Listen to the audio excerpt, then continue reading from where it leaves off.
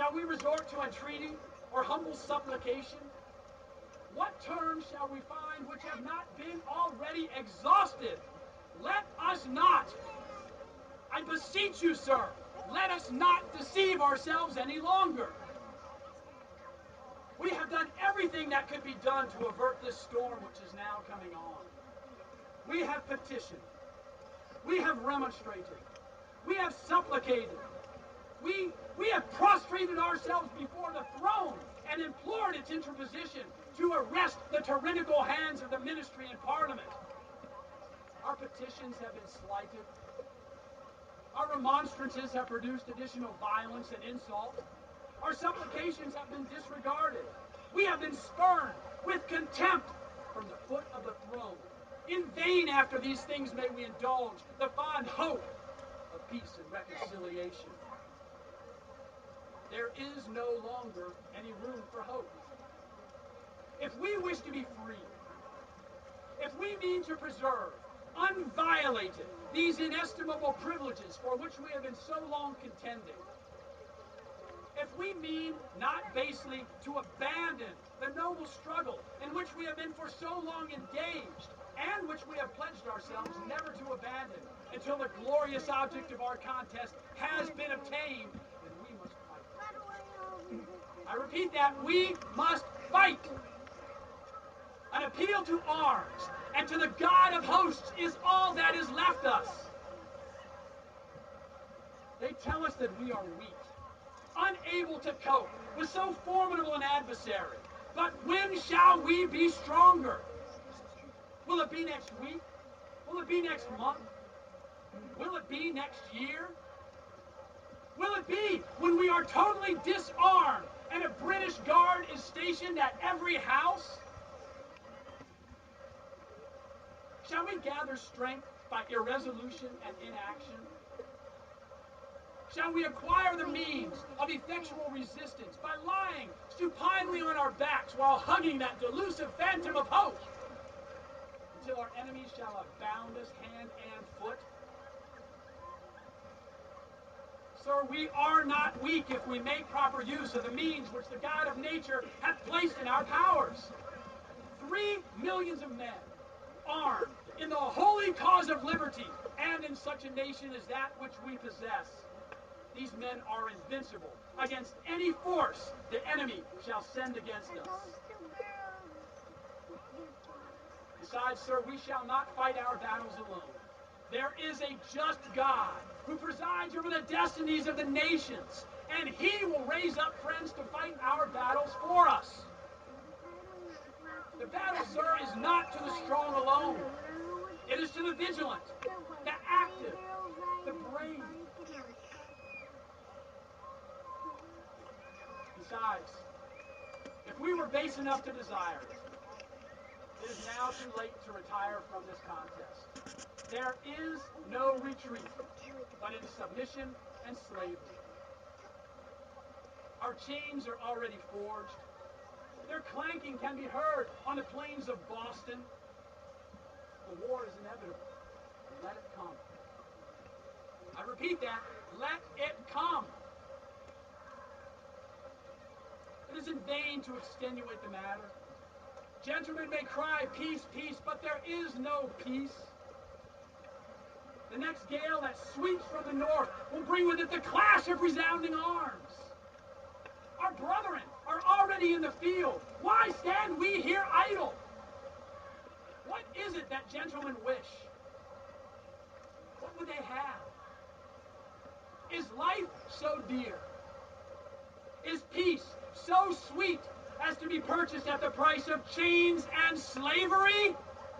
Forbid it, Almighty God! For I know not what course others may take. But as for me, give me liberty, or give me death.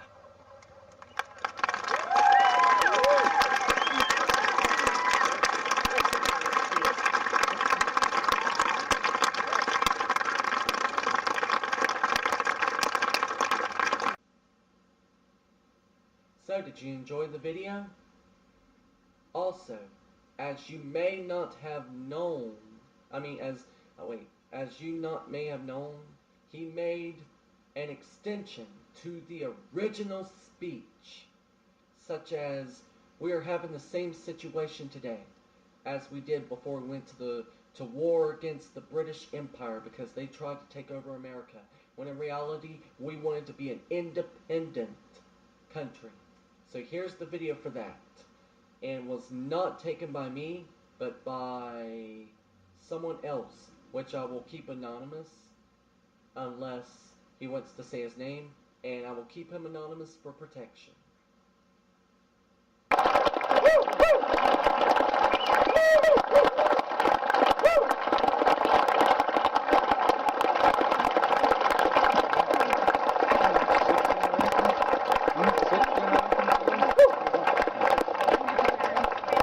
Now you must understand, almost a little bit emotional. When I spoke that in Richmond, it was met with dead silence. But thank you very much. Thank you very much. But remember, I challenged you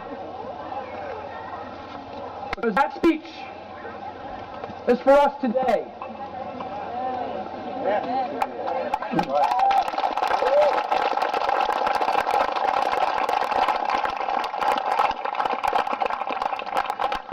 The success of this country, as I mentioned earlier, does not depend on your elected officials.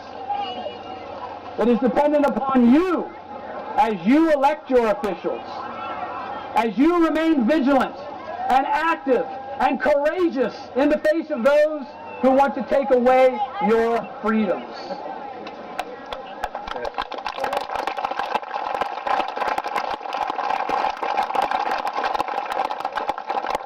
Our country is young, but I foresee a great future for this country because of people like you. Thank you all very much.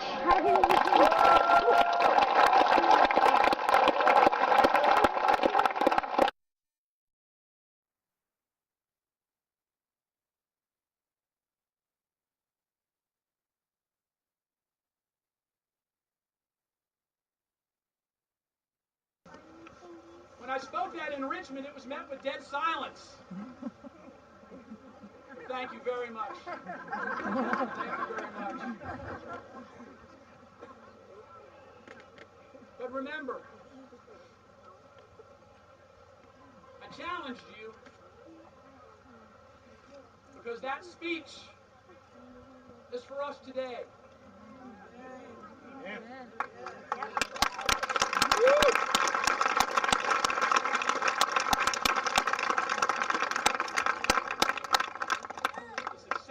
Country, as I mentioned earlier, does not depend on your elected officials.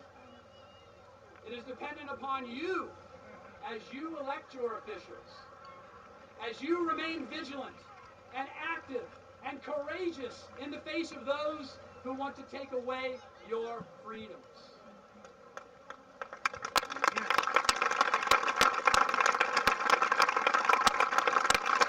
Thank you all very much.